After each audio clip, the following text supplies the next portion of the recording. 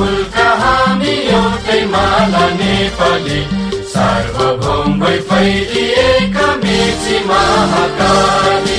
सयौं थुङ्गा फुलका हामी एउटै माला नेपाली, सार्वभौम भई फैलिएका मेची महाकाली।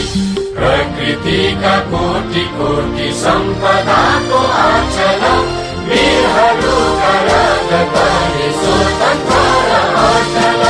ज्ञान भूमि शान्ति भूमि तराई पहाड हिमाल, अखण्ड यो प्यारो हाम्रो मातृभूमि नेपाल।